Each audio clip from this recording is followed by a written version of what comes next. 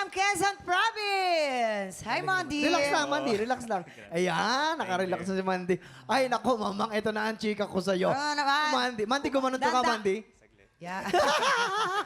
Si Mandy gumanon din. Ang hawak ka pa. Ay, ito na. Oh. May mga OFW. Ito OFW sa Papua New Guinea. Ay, oo. Anong trabaho mo doon sa Papua? I work there as an operations manager po. Sabi ko sa'yo, ano, skilled sa- worker, you know. Nga ba?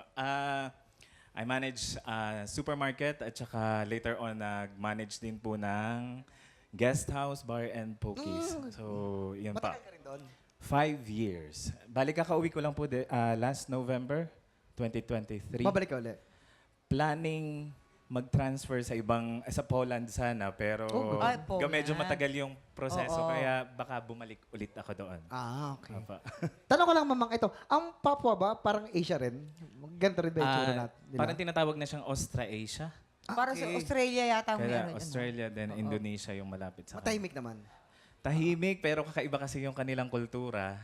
Para sa akin, para silang mga lumang Filipino. So may ganun silang na makikita mo silang bumibili ng tsinelas, pumapasok ng tindahan na nakaapak lang para lang bumili ng tsinelas. May ganun sila. Hi! Yes, ano yun pala? Ano po nga gusto niyo sabihin? Mondi, labanan pala to ng OPM, no? Ngayong araw na to. Okay, gusto ko yung clarity ng boses mo. Ito, palagi kong sinasabi na maganda ang control, pero kapag sumobra naman, ay may tendency mag-flat. Okay? Ito lang advice ko sa'yo, kailangan mong i-master yung control, lalong-lalo na dun sa mga parts na kailangan mong i-sustain. Kasi may tendency siya na either pumasok ka ng hindi mo na-hit, tapos hahabulin mo lang, or na-hit mo siya, tapos either pababa na siya ng pababa. Nawawala na siya sa tamang tono. So, yun lang, Mondi. Hi, Sir Mondi. Ayan, agree ako sa sinabi ni Inang Palanghana. Magbigay lang ako ng konting tip, especially sa mga, usually nangyari talaga to sa first verse. Miski ako, guilty ako dyan minsan. Yung pasok, hindi ganun kaapinado. Kanina lang pagpasok mo yung first line, medyo naramdaman ko lang na kinakapa mo kung ano yung tamang tono. So minsan, ang ginagawa ko dyan, pag habang nag-i-intro pa lang yung music, hinaham ko ng mahina para masapul ko na agad yung first note. Para pag pag buka mo ng bibig mo, pag kanta mo, mas mataas yung ham ulit, ham pala ulit. Hindi, para mas mataas yung chance na makuha mo agad yung right note. So, yun lang yung konting doon. Kasi, totoo, medyo maraming parts na fa-flat. Especially pati yung dulo, yung mga words na babad. Siguro lang, mas more than yung sa singing din, yung training din ng ears yun eh. Ay, mas mo pa, mas hasain mo pa na para matukoy mo kung sharp ba or flat or sapul yung tamang tono. Yun lang. Maraming salamat po. Ito na, titignan natin kung ilang stars ang ibibigay sa'yo ng ating mga inampalan. Mondi, ito ang aking mga bituin para sa'yo.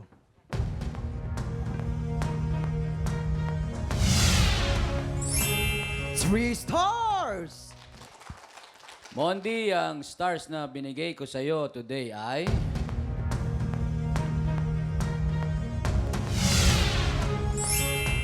Two stars! Kuya Kim! Maraming salamat, Jason. Mamaya na po natin ipapakita ang scores ni Hana para suspense po tayo. Si Charlie po ay meron pong 6 stars at si Mondi naman ay merong 5 stars. Sinong kalahok kaya ang hahamon sa ating kampiyon ngayon? Tutukan yan sa pagbabalik ng tahanan ng kampiyon dito sa TikTok Live!